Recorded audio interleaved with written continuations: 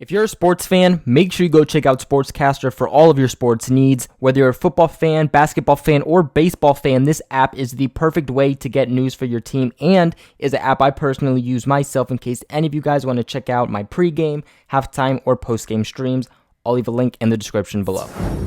What is up, Pats Nation? It's Patriots Global back here with another video, and in this one, I want to touch a little bit on one of the biggest questions that the New England Patriots have, one of the most popular topics still involving the New England Patriots, especially offensively, but really with the team as a whole, and of course, that being the offensive line, more specifically, that left tackle position. Now, the offense really is important to an offense as a whole, okay? It is not just helping the quarterback stay, standing up straight, not just helping in the passing game. It helps in every single aspect. It helps in run blocking, it helps in impact blocking, and of course, that goes back to helping the passing game. Tom Brady and the Patriots have struggled really in every phase on the offense. They've struggled with the passing game. They tried to add Mohamed Sanu. They're going to be getting N'Keal Harry back in hopes that adding some receivers and some more talented receivers at that will help the offense have a spark and will help Brady get the ball out even quicker due to the lack of offensive line play. Nonetheless, though, the Patriots' running game has been disappointing, to say the least, especially compared to last season. Their running back group definitely got better with the addition of a little bit healthier Rex Burkhead and a Damien Harris, who sadly has really not gotten any playtime. We all had super high expectations for Sony Michel going into his second year, and he's only averaging 3 to 4 yards per carry, which is a huge downfall from where he was last season. Left tackle is arguably the most important position on the offensive line, okay? It's the blind spot. This is where a lot of teams like to stock up on the edge and where they like to do a bulk of their rushing. Now, of course, let's add the fact that the Patriots have super poor left tackle play with Marshall Newhouse, and teams are taking advantage of that, and it is very clear, okay? All you have to do in order to get past the Patriots offensive line, stock up the right side, okay? Get past Shaq Mason, get past Marcus Cannon. Those guys are going to be your tougher opponents. It's not going to be hard to get past the Patriots left tackle in Marshall Newhouse. He's given up the most sacks out of any Patriots offensive lineman. And at this point, he's actually on track for having allowed more sacks than any of the other offensive linemen combined. But if you put your above average to average or elite linemen on Marshall Newhouse, they'll without a doubt get success going against him, then have a bulk of your guys going up against the right side of the Patriots offensive line, again with Shaq Mason and Marcus Cannon.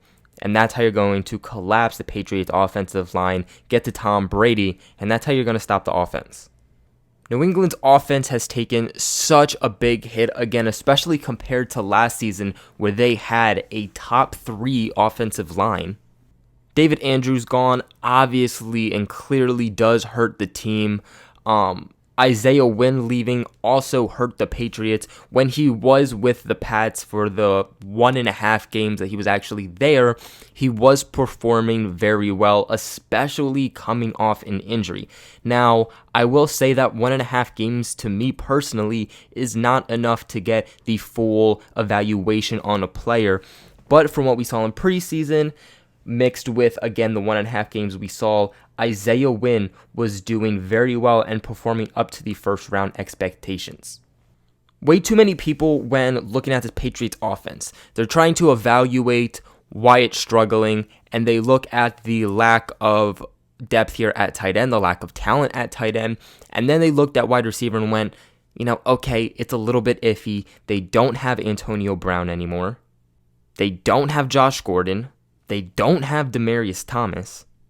And then your top 2 guys in Philip Dorsett and Julian Edelman have been getting injured. And look, did the Patriots need some help at wide receiver? Yes. Did adding Mohamed Sanu help this offense tremendously? Yes. Could adding a better tight end really help the Patriots offense? On God, yes. But we have seen time after time what Tom Brady can do with mediocre to average players throughout the entirety of the offense, that being wide receiver, that being running back, and tight end. All you need to do is give Tom Brady protection. That's all you got to do. Keep him upright, give him time in the pocket to throw, and Tom Brady will make the plays. The problem is that he's not getting that opportunity. And look, it's always good to add veterans to your offense, especially when you're having to replace another player. So in this certain situation, the Patriots having Marshall Newhouse come in place for Isaiah Wynn probably was one of the best case scenarios that they could have had at this certain situational time. Look, a lot of people wanted to trade, but I really believe that Bill Belichick and the Patriots coaching staff knew that Isaiah Wynn was going to come back. There was no point in giving up high draft capital for just half a season. There was really no one on the open market that was going to replace Isaiah Wynn and the talent that he had and was showing throughout the 1.5 games that he played. The bad part to this, though, is that Marshall Newhouse has really shown that he's an older guy, okay? He doesn't move like Isaiah Wynn. He doesn't move like a young, youthful guy. So it will be really refreshing to get a guy who can move through space very well and is able to maneuver in a youthful way that Isaiah Wynn presents. For a second, I want to look at another NFL team and relate it back to the Patriots. This team is one of the most successful teams besides the New England Patriots in the NFL, and that is the San Francisco 49ers. Do they have a stellar defense? Yes. Not trying to debunk anything that goes with their defense, but we're going to be talking about their offense here and why their offense has been so good and how they've been able to use that offense combined with their defense in order to, up until last night, have gone undefeated. The Niners had an offensive lineman placed on the injured reserve. They'll be getting him back later this season. Obviously a big loss for them, but it has been fine without him. Their offensive line is performing as actually one of the best here in the NFL. They're averaging 4.5 yards per carry on the ground, so they're giving Jimmy Garoppolo a run game and taking a lot of that pressure off him like we saw last year with Tom Brady. He had Sony Michel, he had James White, Rex Burkhead, and company to take the pressure off of him and keep the chains moving when it didn't need to be a pass play, and that really helps. Okay? Jimmy Garoppolo has been pressured less than any quarterback in the NFL except for Derek Carr. The one time that we really saw the 49ers offensive line allowing pressure was versus the Seahawks, and Jimmy Garoppolo was doing terrible. Just terrible. He's the type of quarterback that if you get pressure on him, he's not going to do well, and 9 out of 10 times he's likely to throw an interception. My point here is just going to show what a good offensive line can do to a team, and that it really makes a difference both offensively and defensively. It makes a difference between winning games and losing games. Currently, the Patriots are ranked 30th in the NFL in yards per carry with a very minimum of 3.3 yards. And is it just Marshall Newhouse's fault? No, but he's visibly a big part of that. He's actually ranked 49th as an offensive tackle in run blocking.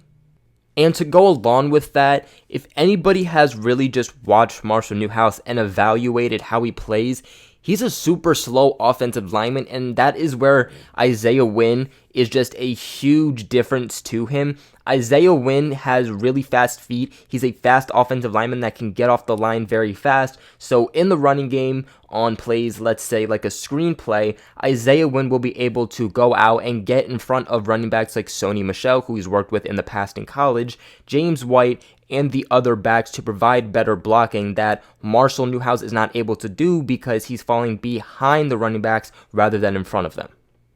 Sadly, Isaiah Wynn will not be able to come back versus the game against the Philadelphia Eagles this upcoming weekend. He's not eligible to because he has to miss a minimum of 2 actual games. So sadly, the bye week didn't count, meaning that he will be able to be eligible to actually play versus the Dallas Cowboys. To me, I don't see this being a situation that the Patriots are doing with N'Keal Harry. Offensive line is very different than guys like wide receiver, running backs, quarterbacks who have to build that chemistry, and it takes a new level before you get on that field. An offensive lineman has to go out there, has to block, and they don't need to worry nearly as much about the chemistry, again, as those other guys on the offense do. So as long as he's ready to play, he's healthy, he's good to go, I don't see why Bill Belichick would not plug him in as soon as possible, especially knowing that the offensive line is struggling and knowing that Marshall Newhouse has to get out. That's going to be it for this one, though. What are your guys' thoughts on Isaiah Wynn? And do you agree with me that he's going to be a very impactful player coming back? Let me know in the comments below. Make sure you guys like this video if you have not already. And also subscribe. My Twitter, Instagram, and Sportscaster, all of it will be linked in the description below. But other than that, I'll catch you guys in the next one.